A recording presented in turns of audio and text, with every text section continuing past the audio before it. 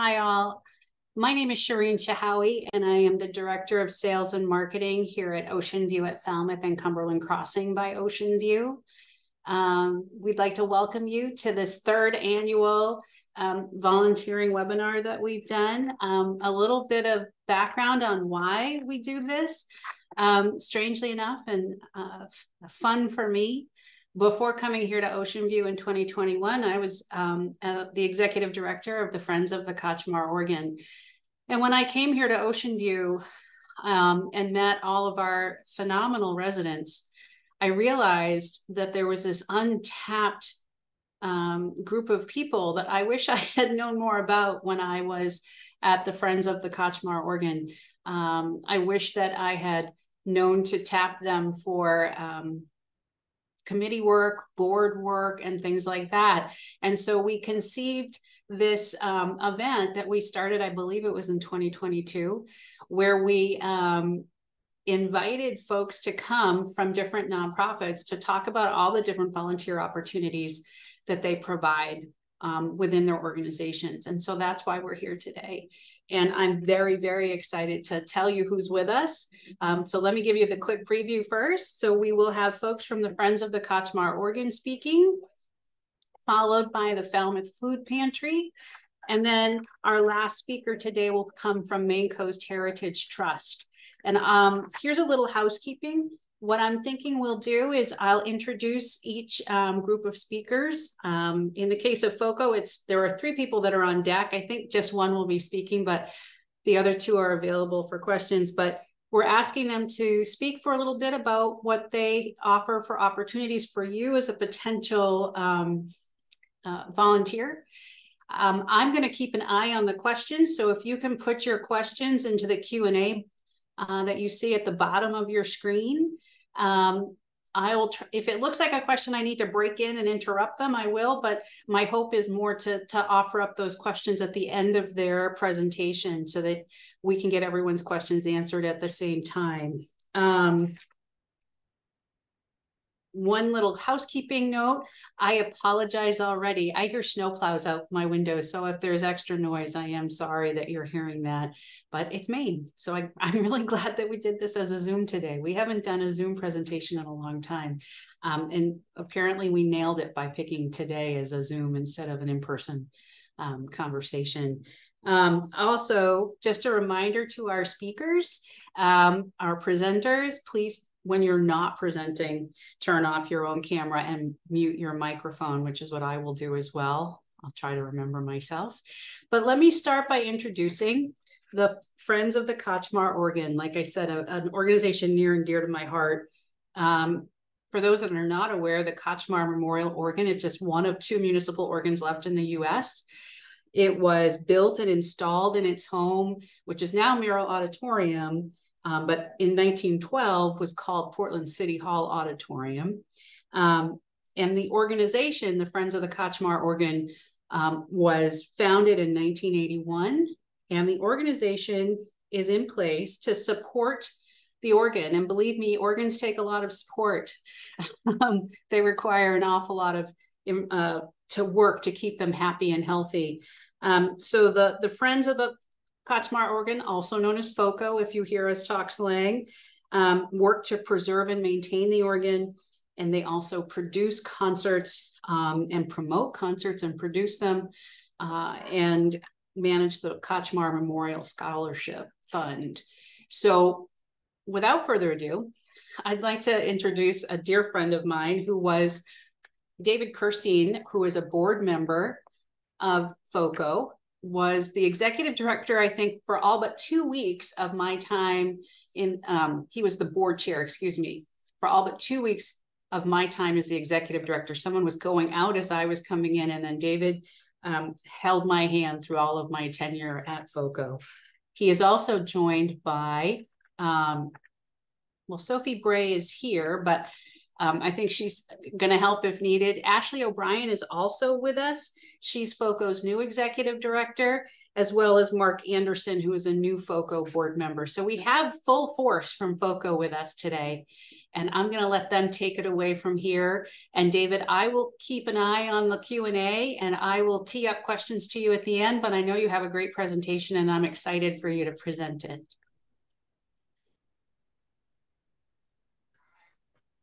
Thank you, Shireen. I also remember fondly our co-responsibilities for FOCO. And just as an aside, one of the reasons it's called FOCO is because of the large number of consonants and only 2 vowels in the name Kotzschmar. And it takes a long time to learn how to spell it. I know some of you are already familiar with the Friends of the Kotzschmar organ, but I'm going to risk repeating some of the things Shireen said just to get some background in.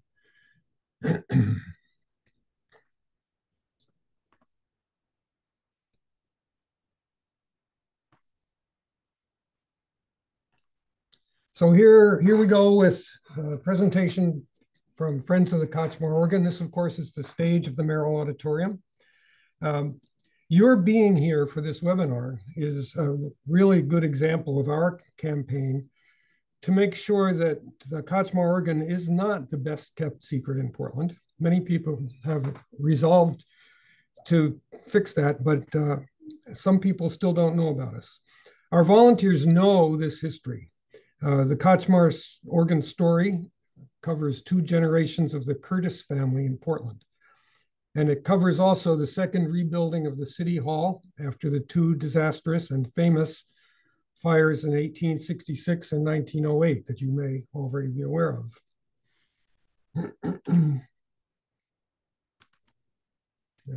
Where is my... No. There we go. We've scrolled ahead too far here.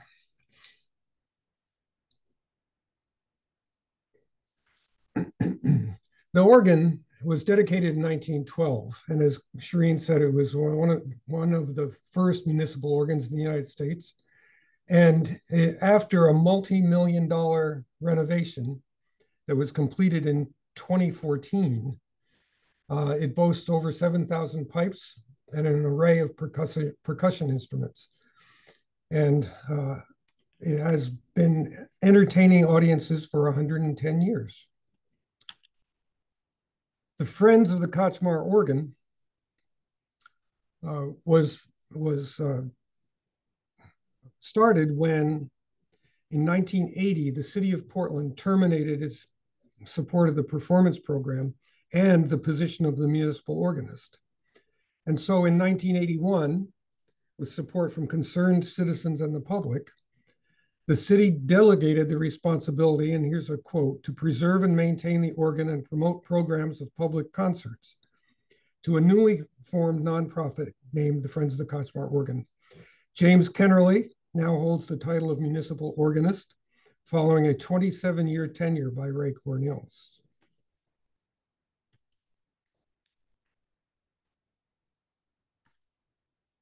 Something has gone wrong with my sequence here.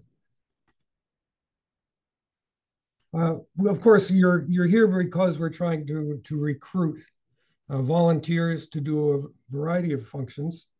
One of them is the very popular not hands-on, close and personal visit behind the facade of the organ's pipes. You may want to know, or you may already know, that there are 5,500 pipes on the stage of the organ and another 1,600 pipes high above the ceiling of the auditorium. And when we conduct these on-stage visits, we do need docents and volunteers to help with that. During these visits, James will actually perform a short program but it's an educational program because he illustrates many of the features and components of the organ, and can also emphasize that group of pipes that are up in the ceiling. Newly trained volunteer docents, that means we need more, serve with experienced board members and are as tour guides to go inside the wind chest and among those pipes.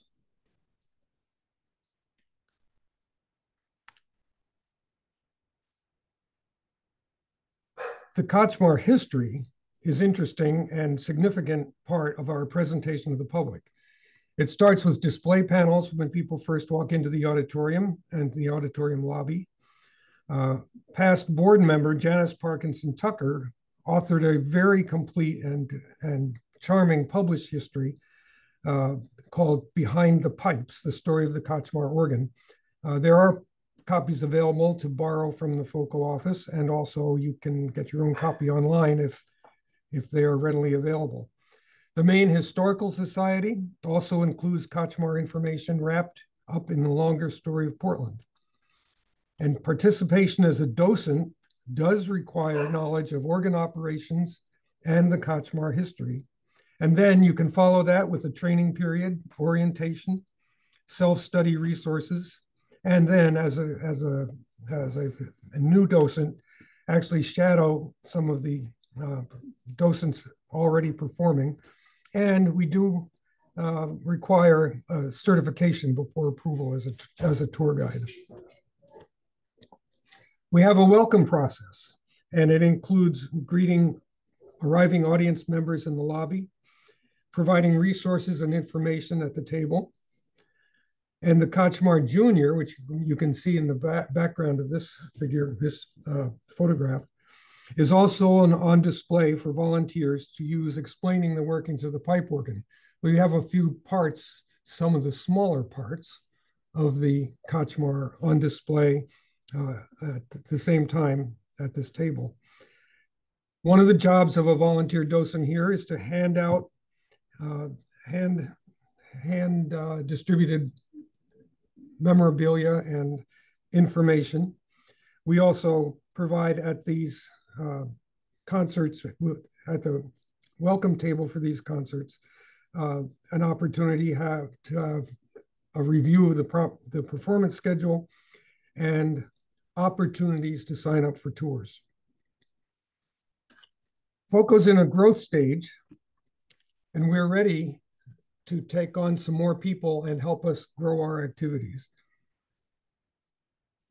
We want to engage the public by having volunteers with specific expertise. So some of the things you all are probably already good at is staffing committees, serving on boards, and providing hands-on assistance. If you were at our Christmas with Kennerly program, you're aware that we collect socks and gloves for homeless people and supply them to Preble Street Resource Center. We will soon be announcing the next season, and because it includes some special events, we will be looking for more help. The birthday of the Kotzschmar organ is in August. This is the 114th performance year since it was founded in 1912. And we anticipate having a birthday celebration. And although we have not yet announced our season, we have a couple very exciting possibilities coming up. We also have a Kotzschmar Memorial Scholarship, and in which auditions are presented or auditions are offered to promising students. And after the recent disruptions from the pandemic, the program had been delayed, but it's now this year being redesigned, and we will have the next auditions in 2025. And so we will need hands-on help to help with the musicians as they audition. If you want to be a volunteer, these are some of the tasks and the skills you'll need. I'll leave them to read, leave it for you to read most of these yourself, but you can be a docent, You need outgoing personality and good communication skills, but most importantly, a willingness to learn and acquire the information that the established docents already use in presenting the tours behind the organ. As a greeter, you would work at the welcome desk, and familiarity with the organization and the organ at an introductory level, and the history, which many people find very interesting. If you were an assistant, we need hands-on help to set up and break down the welcome table. It is active throughout each performance, but does take a little work to set things up and then take them away at the end of the evening. If you are an organist and you would like to play the Kotzschmar Junior at public events, you could also then explain organ operation, answer questions related to it, but you again would require experience performing on a pipe organ and would require an audition. This is a small portable organ, very functional, but also very entertaining and educational. So as a committee member, you'd apply your professional skills to assist the committees. And you already know that it requires being a team player. Here's a message from our municipal organist and artistic director, James Kennerly. Hi, everyone. Welcome. Thank you so much for joining us today. My name is James Kennerly. I am the municipal organist for the City of Portland. And I know that many of you are great fans and followers of FOCO and of our concerts. There are so many levels to our organization, and volunteers really keep us going. Volunteers form part of a creative team that is committed to spreading the passion for the organ and for the performing arts. As stated during the presentation, there are different levels, many different levels of volunteer opportunities, ranging all the way from a greeter to a trained docent giving pipe organ tours. Being a volunteer with FOCO is a great way to meet others who share a passion for music, for community, for history, and of course for the pipe organ. So thank you so much for your support.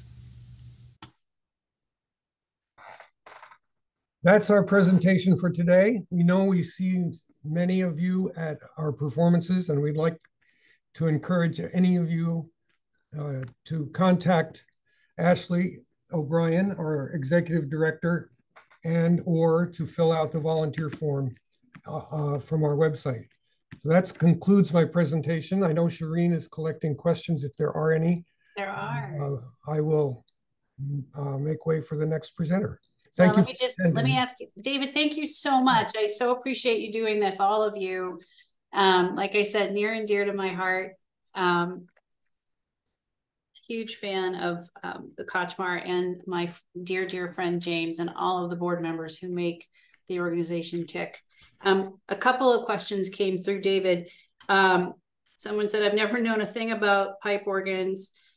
Can I really learn to be a tour guide? It sounds interesting, but can I really learn? Actually, I can reveal a secret that when I first started participating with FOCO, I didn't know anything about pipe organs. And we have lots of learning resources. We have not instruction, but educational materials. There's lots of background information available on our own website and on others. We can refer you to websites from other organs that have put on educational programs. The basic level of knowledge, we can give a novice person a basic level of knowledge to conduct a tour. And once you've been through it and then trained, I'm sure any of you would be willing to do it.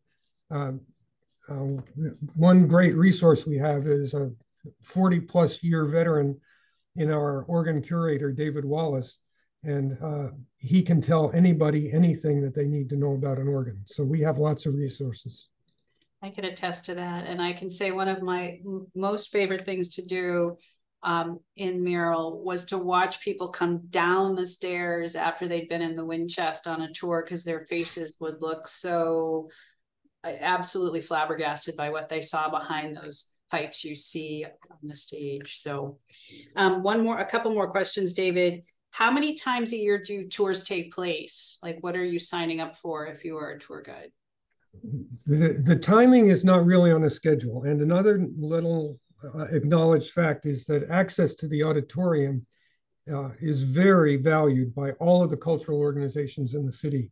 So we have to schedule, there's a very complicated schedule for all the people in the auditorium. So we don't have a routine schedule, the nth Wednesday of every other month, anything like that. But we do announce the tours well in advance. It does require a sign up because of limited space, but you can access that information on our website or by calling the office. Sophie and Ashley would be glad to sign more people up for tours.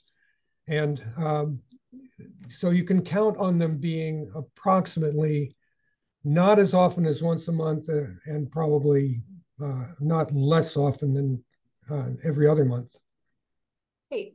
And then I think just one last question. There was a reference to committees meeting once a month.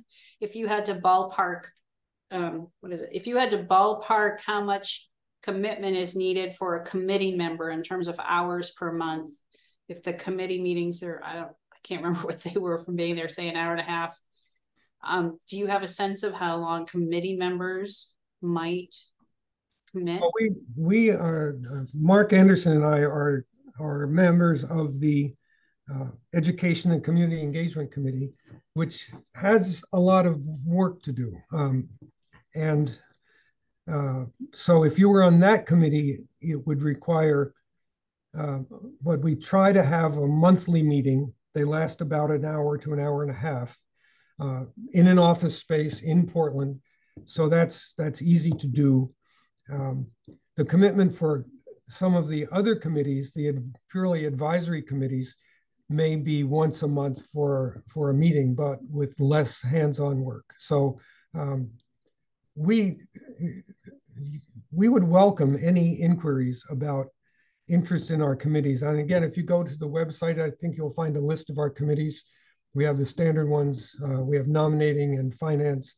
And then the organ committee has great responsibilities for maintaining the instrument. But most of those committees require approximately a monthly meeting of approximately an hour and a half, but then your homework when you're communicating with the other community members and creating activities would be at your discretion when you were home doing those things. Great. Thank you, David. I'm just going to say one more thing. This is from a resident here at OceanView who I know so well.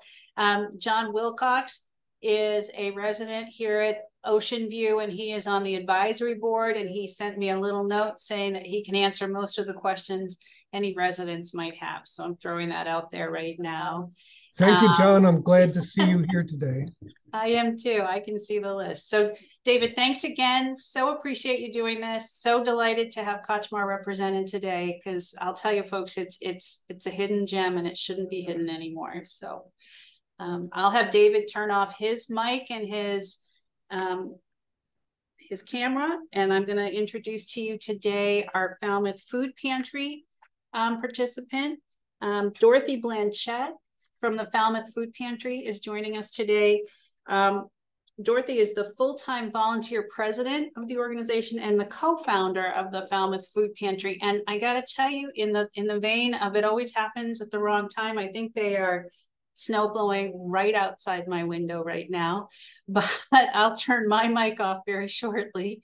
But Dorothy's going to tell you a little bit about the founding of the organization. And as we discussed earlier in a little rehearsal that we did, she's going to talk more about people's lives who have been touched by this organization. We don't have a PowerPoint for this. This is going to be Dorothy telling you a lot about the real stories behind the people who take advantage of the food bank or need to take advantage of the food bank, and why it's so important that it's here. And she can, I'm sure, tell you a little bit about her background and how her commitment to this really played a part in this organization being founded here. So I'm going to turn my microphone off so you don't have to hear snowblowers anymore, and let Dorothy take it from here. And Dorothy, I'll sneak back in if someone asks a question that I feel like I need to interrupt you for, but I'll try to not interrupt you till the end. Okay. Okay, thank you. And am I on? Yes, you are. You're all set. Okay. Take it away. Okay. The Falmouth Food Pantry was founded, the original food pantry was a very small food pantry founded many years ago by Jane Suds, who was a nurse at the school. And she worked under the auspices of the town hall. The independent 501c3 food pantry was founded by myself and another friend, Carrie Penrose, in 2008, right before all of the recession hit. And it was obvious that there was a need for it. I was a teacher at the school system at the time, and I had students coming to me asking for help because I often worked with students who were troubled from my background as a therapist. And it became very clear that we needed something more than just a food pantry that was, out of a closet. So I went to the council and the town manager at the time with a paper that documented how many students at the school were receiving free lunch. At that time that we applied, it was over 200 students in Falmouth that were receiving free lunch. And those are only the ones that actually qualified. If your income was even $1 over what the state set as its guidelines, you did not qualify. So it became quite clear that there was a need for it. We were a regional food pantry because that is what Jane had. We served Portland, Cumberland, Yarmouth, of course, Falmouth, and Westbrook. We have more than quadrupled the number of people than we had when we first started. I want to, first of all, also thank OceanView, John and the volunteers at OceanView and all of our donors from OceanView. They are essential to the financial well-being of our food pantry. Before the pandemic, we were open 8 times a month, and many of the volunteers that served the clients that came to the food pantry were OceanView residents. Now we have some volunteers that are hands-on volunteers from OceanView, but the financial support of OceanView is absolutely crucial to the food pantry running to this day. What's happened since the pandemic, before the pandemic, as I said, we were open 8 times a month. People would come to the food pantry with their shopping bags. We required shopping bags long before the state did. And we would have them go around the food pantry and choose the food that they wanted for their home and for their families. And it was often based on the size of their families. The pandemic hit, and the food pantry facilities that are located right next door to the Falmouth Town Hall are far too small to fit in all the clients and all the food in a safe way because of people coming in. They're not always careful about if they're feeling ill, if they've been vaccinated, and we are strict about that. Our volunteers do all of the work there. We are an entirely volunteer organization. We have over 100 volunteers, and I'll go into some of the things that our volunteers do in a few minutes. But now what we do is, because of the worry about illness and the fact that many of our families have disabilities, many do not have vehicles, many are elderly and cannot manage to come to the food pantry. We do an entirely home delivery program, which is unusual in the state of Maine, as well as the fact that we do not serve just the town that we live in. So every month we have 2 teams, and our volunteers pack boxes of food and bags of food, and we drive to homes and deliver this food on a monthly basis. Most families receive 1 delivery a month, which consists of about any place from 5 to 7, 8 days of food for their family, hopefully augmented by food stamps or what they themselves have. In a crisis situation, when we have families that are truly facing unusual circumstances, sometimes due to health issues, sometimes due to accidents or an emergency situation in the home, we will deliver more often. We do ask now, anybody in Falmouth who needs help, we do not require them to have a referral from a caseworker or from a doctor or from medical people. But because we are so a bit overwhelmed with the number of people needing help, we do ask that new families outside the borders of Falmouth please contact us through a caseworker or contact us directly, myself or our emergency phone number, and then give us the name of their caseworker or a doctor or somebody that can verify their need, so that we do not have people who perhaps could manage on their own that are applying for these monthly food deliveries. Usually, when we get a referral, even with a referral, I go out to the house and meet the family and check on their needs. And so that we can verify their living situation, we can verify what is happening with them. And we also know that they live in our area too, which is very nice. We provide a range of foods. We provide food that is government supplied, such as we get rice and pasta and some of the usual things that people, peanut butter, things that people see. But we also supplement it with a great deal of food that we need to buy. We always, every month, provide fresh vegetables, fresh fruit, eggs, and protein. We have a number of people who are vegetarians or pescatarians, so that we try to include fish, or in the case of somebody who's a true vegetarian, doesn't even eat fish, perhaps we can provide, they have beans and other kinds of protein and yogurt if needed. So we try to vary it, and also to think about the fact that some families, some of their disabilities include health concerns. Talking about families that I have visited, there's a family whose the mother is on kidney dialysis. I have several people, including children, who have cancer, who might have stomach problems or have digestive problems, numerous people who are diabetics. All of these need to be taken into consideration as we're packing food. We have illnesses that really haven't received a diagnosis yet, but are seriously impacting the families. So we are talking about volunteers. We have 100 volunteers, or over 100 volunteers. The entire management, including myself, volunteers, and our board of directors now consists of 6 people who meet as needed, usually quarterly. And so we don't spend a lot of time on meetings. The other volunteers include people who pack all the food, volunteers who sort and pack the vegetables and fruit. We have, it seems to be that the men like to volunteer to unload our trucks, which is wonderful. And most of them are pretty tall, so they can put the food right on the shelves up pretty high. We also have volunteers who deliver the food directly to families. And that is probably the most sensitive portion of volunteering. Some volunteers are not comfortable going to people's homes, especially when they haven't met them before.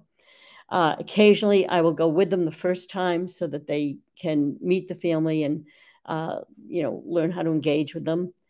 But usually, our volunteers take a great deal of interest in the families they deliver to. Volunteers generally are assigned to the same family all the time. And that kind of volunteer work usually, if you decide to do home delivery, usually requires just a monthly delivery. And it might take you, if you do one family, you might want to go, it might take you an hour and a half, might take you 1 hour. Or if you do 2 or 3 families, you might like to visit with them, which is very, very nice. So that might take a couple hours, several hours, but it's usually once a month. And that is one program that actually you can involve your children in. If it's a family that does not live in Falmouth, because of the sensitivity that many families feel, we can have a volunteer with children that might go to Westbrook. And perhaps they prefer to have a family that has children in it, or they might have a family that is elderly, and their child can learn from this person who has seen a different part of life, or an immigrant family. We have a number of our volunteers who visit families in other areas who they're immigrant families, and they learn some of the customs of those immigrant families. We do have, because we do serve immigrant families, we try to be considerate of the kinds of food that they are accustomed to in their own country, as well as trying to teach them new foods that they might enjoy, sometimes even giving them recipes, which you know, we have to include the food for. Especially enjoy visiting some of the clients that I have made friends with. Over the many years, I have been delivering to one family for 14 years. And it's not because the family doesn't want to work, it's because of physical disabilities that have meant that the family cannot work. So long-term families sometimes have extenuating circumstances. But one of my happiest circumstances happens when I have worked with a family maybe for 3-4 years, and they become independent and then become volunteers in the pantry. We have a number of those. One of our very, very favorite volunteers has been a volunteer and a food pantry recipient for a number of years, and he's just absolutely wonderful. And I go to him for advice all the time. He happens to be from Iraq, and so I can ask him he translates for me. He can give me information on the community that he is engaged with and give me additional information. Our greatest need right now is for volunteers, perhaps, who can work when the managers are not there. Somebody, perhaps a couple of people who would like to clean once a month so that our pantry is clean, because we are pretty tired after doing all of our deliveries and packing boxes, and a lot of paperwork is involved in the food pantry. Trying to think of what the most important things are that we have learned over the years. We try to work very closely with the Falmouth Town Hall. The Falmouth Town Hall has been crucial to the work that we do. The ladies at the town hall take in our mail and let me get it. There's a donation box at the front of the town hall, and you can leave food there that you might want to donate. So the town manager has been wonderfully supportive. We could not have the space that we have without the town agreeing to give it to us at no charge. They do pay our electric bill, but we pay our liability insurance to cover in case there's an accident. I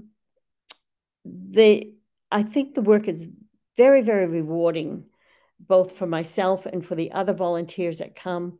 And it is wonderful to meet people who care about other people, who really want to make a difference in their lives.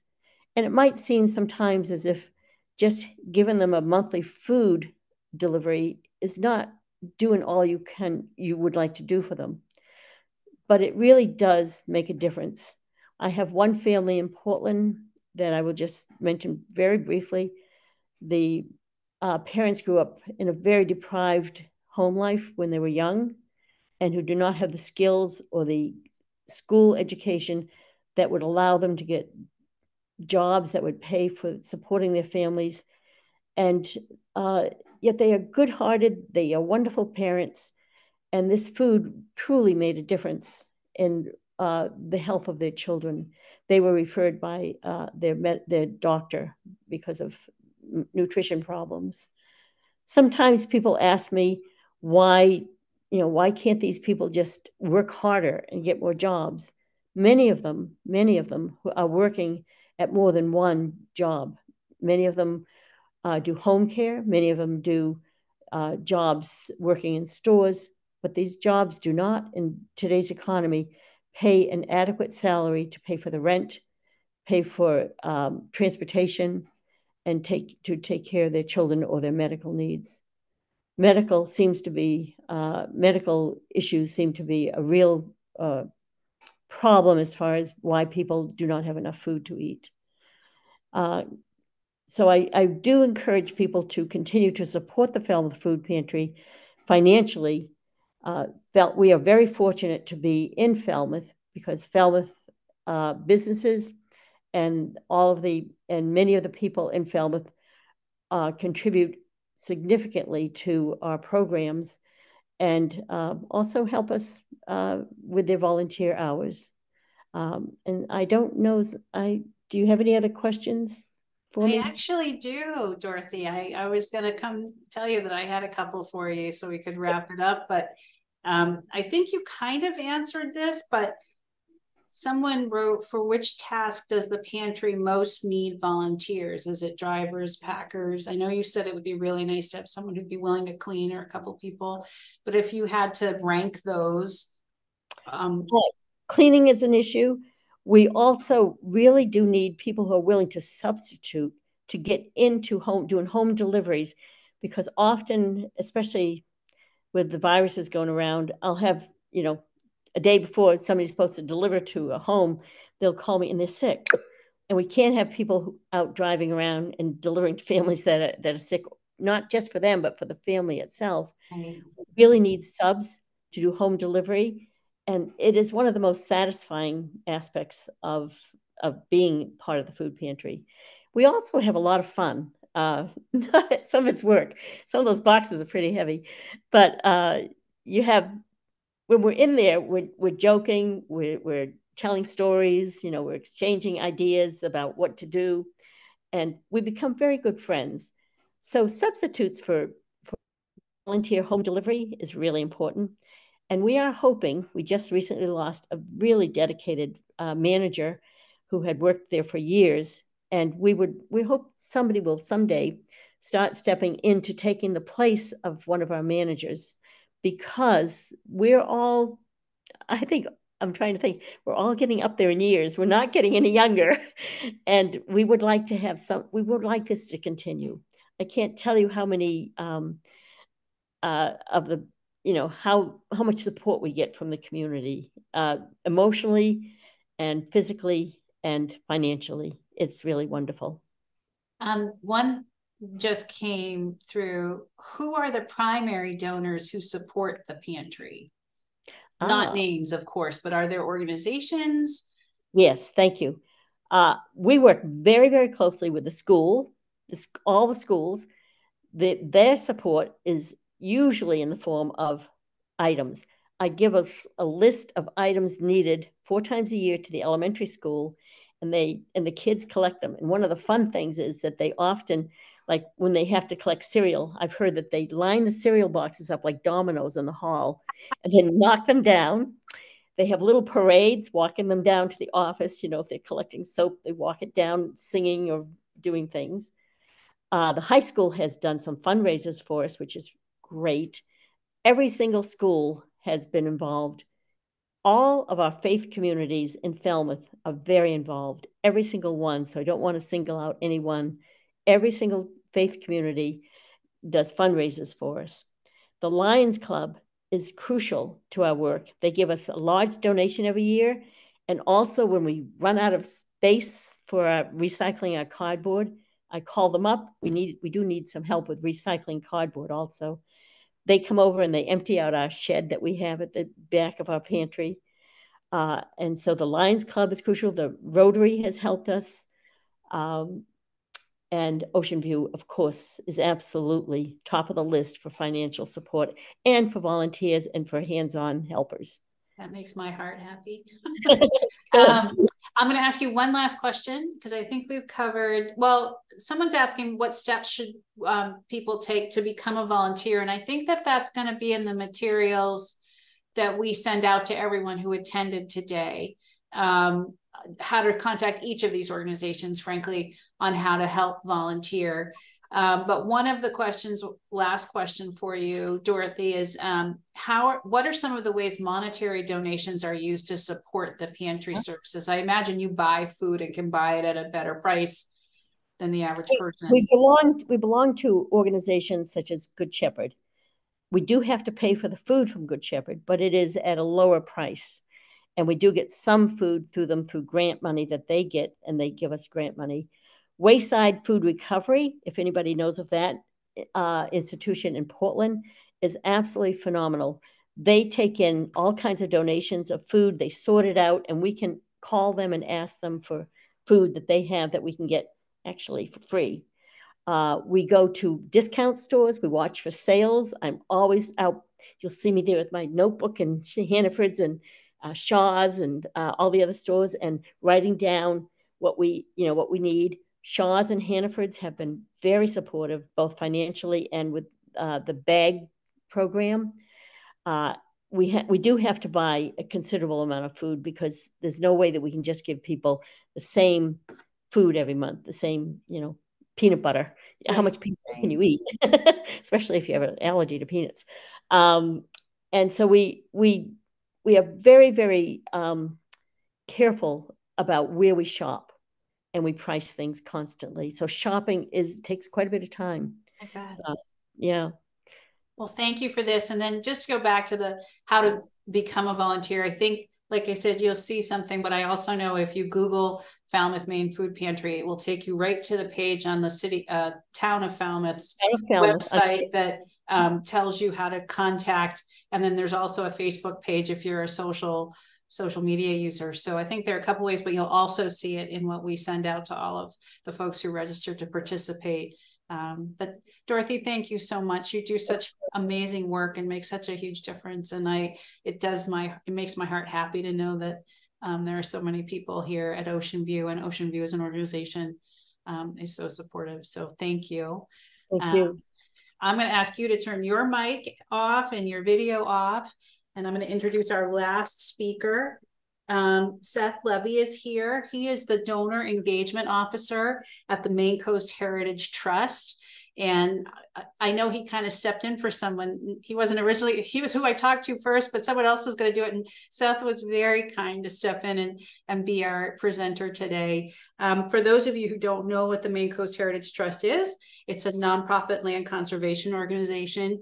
And I was reading on your website, Seth, since your founding in 1970, you work with partners to protect over 170,000 acres and 330 islands. That's just mind-boggling to me, and what great service your organization does for the whole state of Maine and for the country, frankly, because I think this kind of, conserving land and making sure that it's available for people to enjoy in its natural state is so important. So I'm going to turn off my mic and my video and let Seth take it from here. And then we'll have Seth speak for a bit, and then we'll come back and answer any more questions. Thank you, Shireen, for inviting us. Cece regrets that she couldn't attend today, and I'm happy to step in. As Shireen mentioned, my name is Seth Levy. I am the Donor Engagement Officer for Maine Coast Heritage Trust. We are deeply grateful that you've invited us to be here today with you. And if you look on your screen, the presentation I'm showing shows you a picture of the beautiful Little Whaleboat West Island Preserve in Harpswell, Maine, in Casco Bay. And just to underscore how important volunteering is to everyone who enjoys Maine, this particular preserve was conserved with assistance, in part from a volunteer committee that includes an OceanView resident. So if you ever doubt whether or not your willingness to volunteer makes a difference, this beautiful island could not have been conserved without volunteer assistance. I can just outline our mission statement really briefly. Maine Coast Heritage Trust conserves and stewards Maine's coastal lands and islands for their renowned scenic beauty, ecological value, outdoor recreational opportunities, and contribution to community well-being. MCHT provides statewide conservation leadership through its work with land trusts, coastal communities, and other partners. We have 4 primary offices, one in southern Maine in Topsom, one at Aldermere Farm in Rockport, Maine, one on Mount Desert Island, where we started, and our newest office in Whiting, near Machias in Washington County. We have 63 year-round staff, in addition to several seasonal positions that are added each summer. Our work is funded almost exclusively by donors and grants from private foundations, as well as state and federal agencies. I know for a fact that OceanView is, the community is lucky, we're lucky that we have a lot of donors in the OceanView community, and we're very appreciative. Looking forward to the next 5 years, our work focuses on creating more access to the coast and connecting more people to it, especially in light of the recent significant storm events, making the coast more resilient to climate change, serving Maine communities, providing statewide conservation leadership, and protecting healthy environments for Maine's plants and animals. Since we were founded in 1970, Maine Coast Heritage Trust has conserved almost 180,000 acres of coastal lands, 335 islands, total of 155 Maine Coast Heritage Trust preserves, 100 miles of Maine Coast Heritage Trust trail. And the thing I think I'm proudest of is that Maine Coast Heritage Trust, through the Maine Land Trust Network program that we help administer, has supported almost every land trust in Maine. And it's mind-boggling, but there are more than 84 small local and regional land trusts in Maine taking care of stretching from Aroostook County all the way down to York County. And we're very happy to support and partner with those land trusts. Now to get into the meat of our presentation, volunteering at Maine Coast Heritage Trust. Just a little disclaimer, a lot of the opportunities I'm going to describe today are still in development. A lot of them occur during the warmer months. So you'll just have to bear with us as some of these come into clearer focus. We're going to cover how to sign up, different areas in which you might volunteer, and how we can help you apply different interests and skill sets to our mission. We have 5 individual departments. Our president's office, our general counsel, land protection, which is the department that identifies and then assists in bringing land into conservation.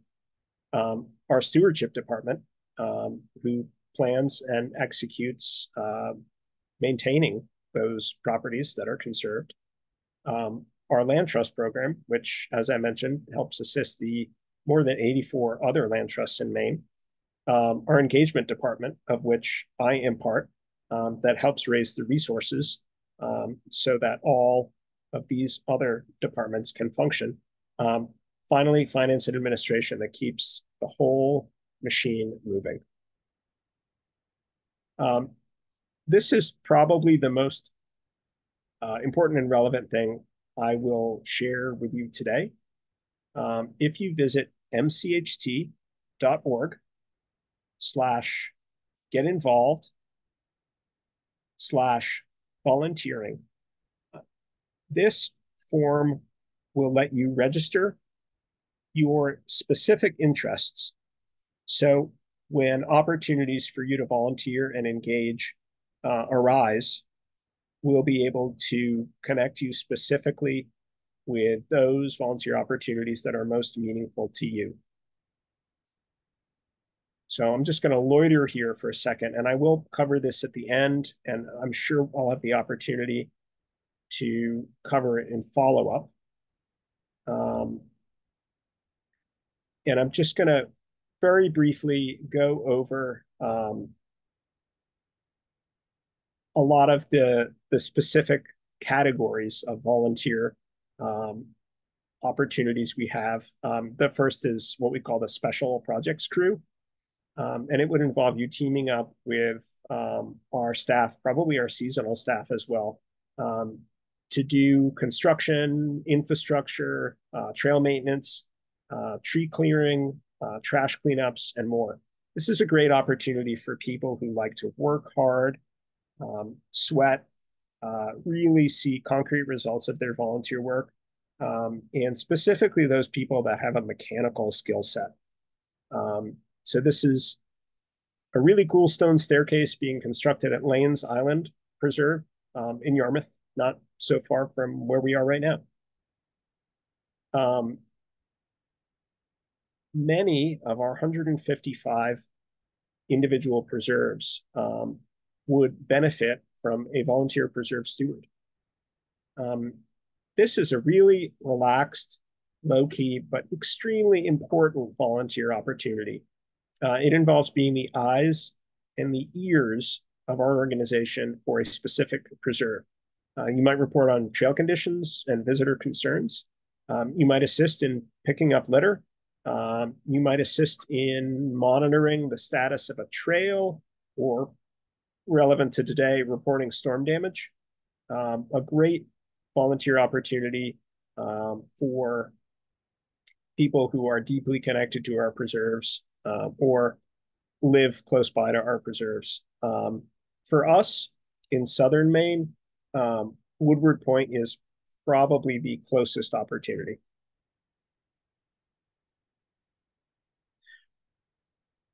We have an office in Topsom, as I mentioned, and it is kind of the beating heart of everything that keeps the organization going. Despite the fact that we are a land conservation organization, I do feel like the vast majority of the things we do on a day-to-day basis are immediately involved with digging in the dirt. Volunteers in our office might help us prepare mailings. They might assist with data entry. They might assist in helping us organize some of our literature or research. These are great opportunities if you like working in an office environment, have some computer skills, and are excited to help out that way. Not everyone needs to dig in the dirt in order to help conserve special places in Maine. I've been asked by CC to share that right now we have a great problem. The majority of the gifts that keep our organization running come in during the last week of December and the first week of January. It's quite a challenge to process all of them, and we are seeking a gift entry volunteer. This person would be very comfortable using a Windows PC and would assist our development assistant in entering a lot of those gifts. Again, filling out that volunteer interest form is an opportunity to connect with that, or reaching out to me directly. During the summer, especially, we have a lot of really engaging, interesting events. Each event represents an opportunity to help out, to meet our staff, and to meet our supporters. Everything from photography to helping to direct parking to helping to set up an event tent. This is probably one of the most exciting volunteer opportunities, to me at least. We are always looking for people with their own boats to visit our preserves. And this might include helping to transport participants to our events, visiting island preserves and reporting back on conditions. And there are even opportunities if you don't have a boat, but you have boating experience and you'd like to assist. Again, let us know, reach out. It's worth pointing out that kayaks definitely count as boats. And if you are a licensed captain, please get in touch with us. We have a lot of opportunities to use your skills. Our outreach program has a lot of opportunities to help out. I'm going to speed up a little bit because I know we're perilously close to 3 o'clock. I think the most important thing to share for this entire presentation is if you have the willingness and the interest in helping out, we will do our best to try and find a place for you. Again, I hope this is included in follow-up to the presentation, but reach out to me directly, slevy@mcht.org, or fill out our web form, mcht.org/getinvolvednow/volunteering. And thanks again for the invitation. Look forward to answering any questions that you have. Wasn't fast enough on the draw there. Sorry. Seth, thank you so much. I was thinking to myself, wow, I had no concept of the boating side, but it makes perfect sense. How often does this is me asking, I haven't even gotten to the questions other people have put in, but how often does that get to happen? That must be a pretty fun gig in the summer. So boat trips happen in a couple of different contexts. We do maintain a lot of island properties, and it's not as if you can just walk over and see how they're doing. So MCHT has a very small fleet of boats, and during the summer, our stewards visit islands as often as they can. They're some of the most heavily used MCHT preserves. So maintaining them in good condition is really, really important. There are also some of the properties that are most vulnerable to the impacts of climate change. For donors, specifically to Maine Coast Heritage Trust, we arrange a full schedule of really fun summer events. A lot of them are boat trips. Last summer, we did a cruise of Casco Bay, highlighting a lot of the conserved islands in the bay. Local food and drink was available. There was a thunderstorm hovering just at the edge of the horizon the whole night, but we had a beautiful evening. And we do those events in every region of the coast, from Casco Bay all the way up to Penobscot Bay. Nice. Now, how about board work or committee work, or do you want to elaborate on any of those things? I don't think you got too specific into how you recruit board members or committee members. Yeah, absolutely. Right now, our board is pretty close to functioning at an optimal level. If you are interested in board service, you have experience, leadership, corporate governance, fundraising, financial management, strategic planning, or land conservation, you are welcome to get in touch with me directly, and I can connect you with opportunities if they arise. With respect to committee volunteering, we create those committees in response to conservation opportunities as they arise. I see. If you are interested in volunteering on one of our community engagement committees, again, send me an email, and that way we can have your name at hand when those opportunities arise.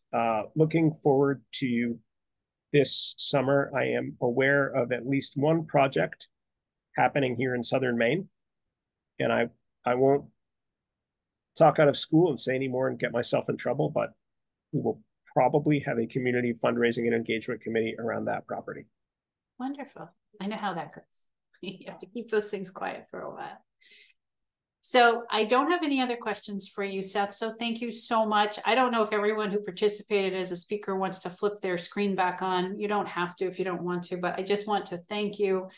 You know, OceanView. Oops, someone just snuck in a question for Seth. Wait 1 second. I don't know this person. Hi, Seth. As you know, I have a property on Cliff. It was severely damaged in the last 2 weeks, 2 storms, which prompts my question. Any suggestions as to how volunteers might assist with efforts to deal with damage?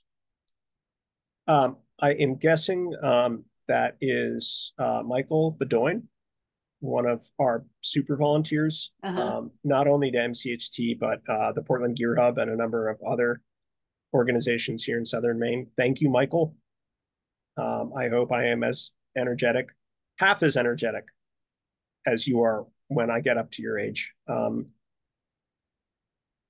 We are assessing damage to our preserves right now. It will be a long process, a question of weeks. As we gain a better understanding of what happened, we will probably be reaching out to volunteers we know are available to help us mitigate those. Nothing to do with us, but if the governor reaches out and requests a disaster declaration, there may be additional federal funds available on an individual basis for property owners here in Maine. Thank you for that. Again, I just want to say thank you. OceanView at Falmouth and Cumberland Crossing, as all of you probably know that are on this call, we are retirement communities in the towns of Falmouth and Cumberland. We have beautiful campuses where we bring amazing residents to live who have had some of the most unique experiences in their lives that I've ever seen or read about. And it's a joy to be here. And I would say if you're not a resident here, and this is the one hard part about Zoom, whenever I introduce a presentation in our Lunt auditorium or anywhere else in our buildings, I always say, talk to the residents next to you, because they can give you such a great sense of who we are and what it's like to be here. So I can't offer you that in this Zoom session, but I can say we are always happy to host people to look around our communities, to understand why events like this are important to the people who live here, who choose to live here. I hope you'll reach out if we can ever give you any more information about these two beautiful communities in Falmouth and Cumberland. But again, I'd like to thank the Friends of the Kotzschmar Organ, the Falmouth Food Pantry, and the Maine Coast Heritage Trust, our speakers today, for making the time to be with us. And I know we find that this presentation gets looked at many more times than beyond today, which is why we record it. But thanks so much. And please be in touch if you'd like to learn more about OceanView at Falmouth or Cumberland Crossing by OceanView. Take good care.